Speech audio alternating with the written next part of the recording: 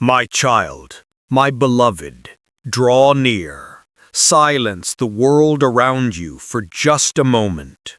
I know your spirit is weary. I have felt the weight of the burdens you carry, the silent tears you've cried when no one was watching, the tremor in your soul as you've stood at the edge of giving up. You have fought battles in the unseen realms. You have climbed mountains that left you breathless, and you have walked through valleys so dark you wondered if the sun would ever rise again. And now you are tired. The thought of taking one more step feels impossible. The echo in your heart whispers, "I can't do this anymore." I am here to speak directly to that whisper. I am here to hold your weary spirit and breathe life into the embers of your hope. You believe you have reached your end, but what if I told you that you are standing at the very precipice of a new beginning?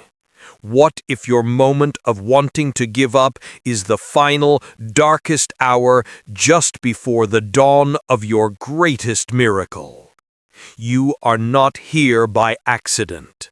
Your perseverance, every ounce of strength you have mustered, has not been in vain.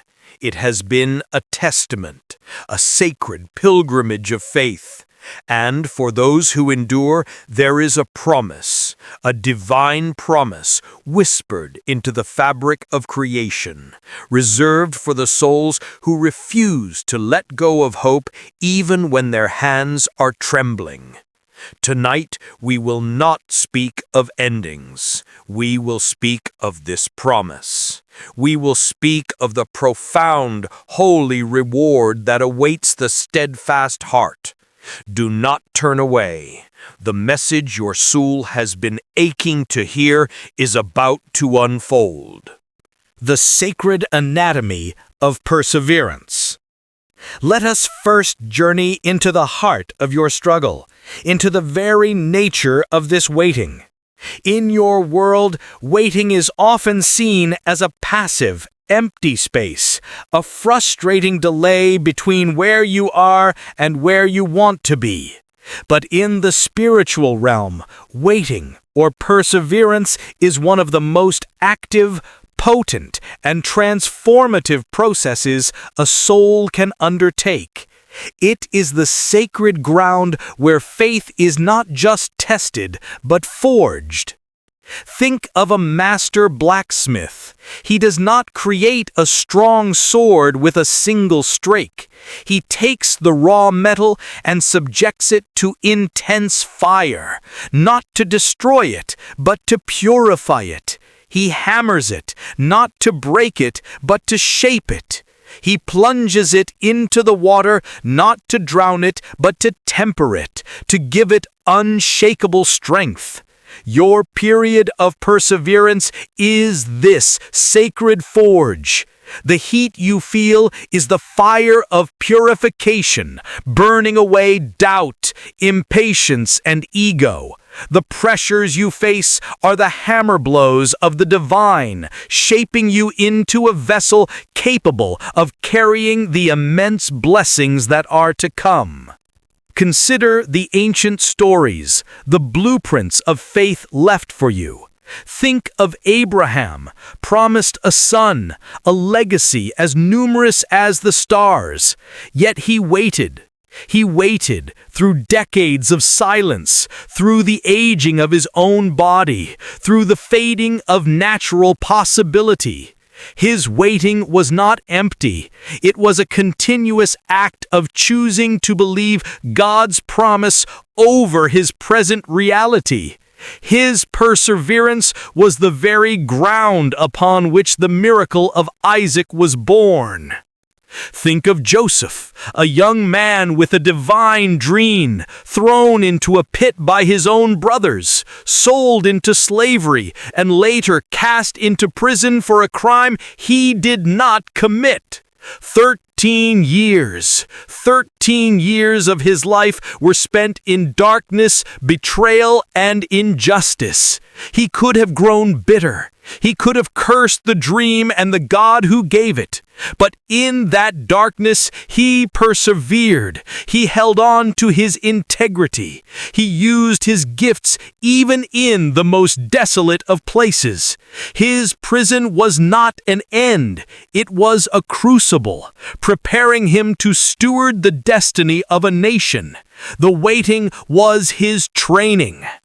And David, anointed as the future king of Israel, then immediately thrust into a life on the run, hiding in caves, hunted by a jealous king.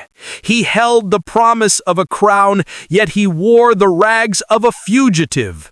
He could have seized power, but he chose to wait for God's perfect timing. His years in the wilderness were not a detour. They were his classroom. It was there he learned humility, reliance, and the heart of a true shepherd king. Do you see, my child? Your season of waiting is not a punishment. It is not a sign that you have been forgotten. It is a sacred, intentional process. It is the holy space where your spiritual roots grow deep, anchoring you so that when the storm of blessings arrives, you will not be swept away.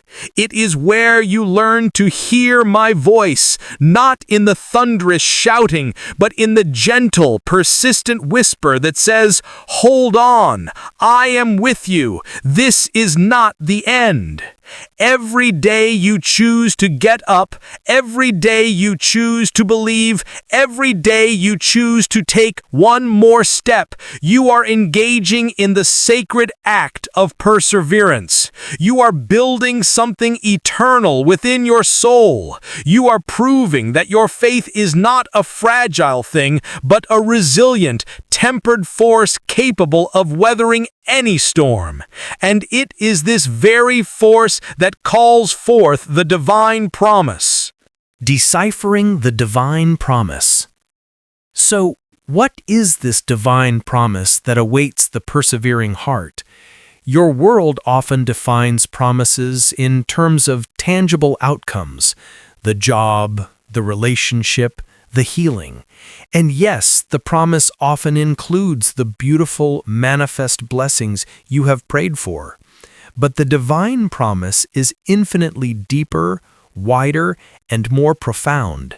It is a multifaceted jewel that, when received, illuminates every corner of your existence. The first facet of this promise is revelation. When you persevere through a long night, you don't just get the morning, you gain an intimate understanding of the stars. In your season of waiting, you are given eyes to see what the hurried soul misses.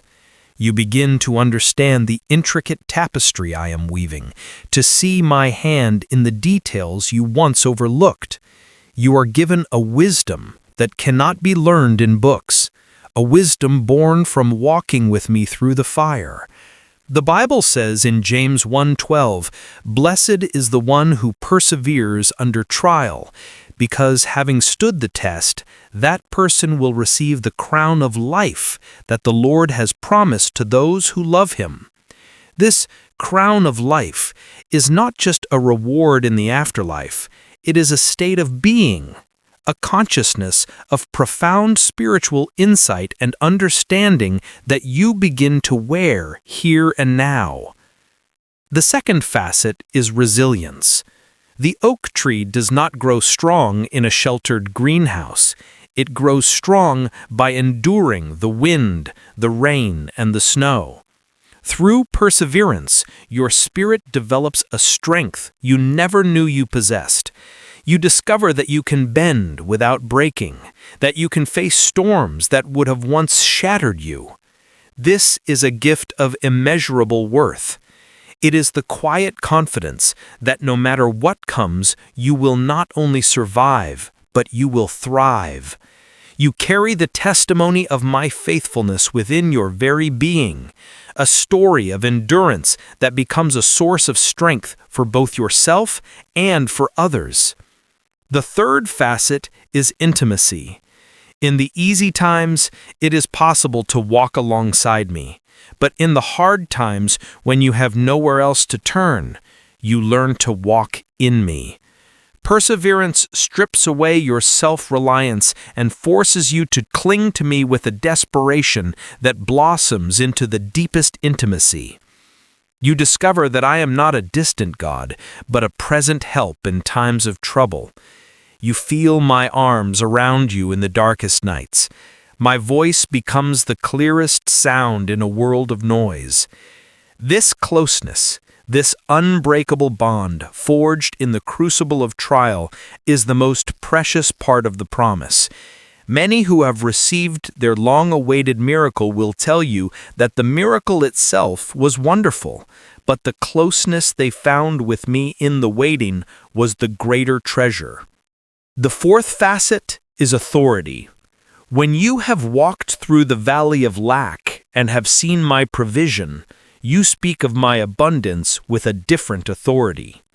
When you have battled the grip of fear and have felt my peace, you speak of my comfort with a different authority. Your perseverance earns you a spiritual weight, a gravitas. Your words are no longer just theories, they are forged from lived experience.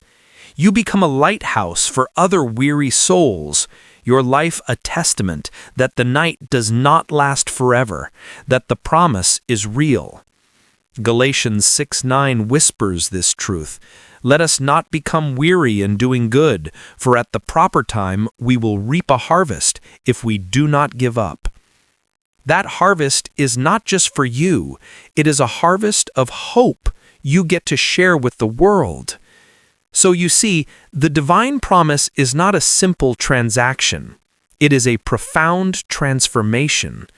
It is the revelation of hidden truths, the forging of unshakable resilience, the gift of divine intimacy, and the anointing of spiritual authority.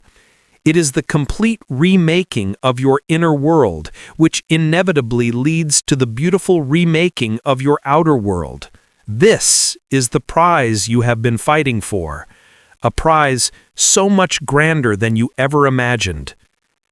If this message is resonating with your spirit, I invite you to become part of this community of faith. By subscribing to this channel, you ensure you will not miss the messages of hope, strength, and divine guidance that are meant for you. Click that subscribe button now and let us continue this journey of awakening together. The tipping point. Signs your breakthrough is imminent. Often, the moment right before a significant breakthrough is the most difficult. The pressure intensifies, the darkness seems to deepen, and the temptation to surrender becomes almost overwhelming. This is not a sign that your efforts are failing. On the contrary, it is often a sign that you are at the tipping point. The enemy of your soul saves his fiercest attack for when you are closest to the promised land. So, how can you know if you are on the verge of your miracle? There are subtle yet powerful signs. One of the first signs is often an intensification of the trial. It feels as though everything is going wrong at once. This is the final test of your faith, the last desperate attempt of the old reality to hold its ground. It is the storm before the calm, the darkness before the dawn. When you feel this, do not despair. Stand firm. Recognize it for what it is, a confirmation that your victory is near. Another sign is a profound and often paradoxical sense of peace amidst the chaos. While your external circumstances may be in turmoil, a quiet stillness settles over your spirit. It is a peace that surpasses all understanding, a divine assurance that whispers to your soul, "It is okay. I have this." This is the presence of the Holy Spirit, blanketing you, sustaining you as you cross the finish line. You may also notice an increase in synchronicities and divine appointments. You'll overhear a conversation that speaks directly to your situation. You'll open a book to a page with the exact encouragement you need. Someone you haven't spoken to in years will call with a word of support. These are not coincidences. These are divine breadcrumbs, little winks from heaven, assuring you that you are on the right path and that the entire universe is conspiring in your favor. Let me tell you about Sarah, a single mother working 2 jobs, her body aching with exhaustion, her prayers feeling like they were hitting a ceiling. One evening, after a particularly brutal day, she found an eviction notice on her door. It was the final straw. She collapsed in tears, ready to give it all up. In that moment of utter despair, she felt a strange peace settle over her. The next morning, she received a call. A small, forgotten investment her grandmother had made for her years ago had matured, yielding more than enough to solve her housing crisis and give her a fresh start. Her darkest moment was, quite literally, the eve of her breakthrough. Or consider Marcus, an entrepreneur who had poured his life savings into his dream. After 3 years of struggle, he was on the brink of bankruptcy. His suppliers were demanding payment, his employees were losing faith, and his own hope was dwindling. He decided to attend one last industry conference, more for a final farewell than for any real hope. There he sat next to a stranger during a lunch break. As they talked, the stranger revealed he was an investor actively looking for a project exactly like Marcus's. A 10-minute conversation, a divine appointment in a crowded room, changed the entire trajectory of his life. The end of his rope was the beginning of his miracle. These are not just stories. This is the way of the Spirit.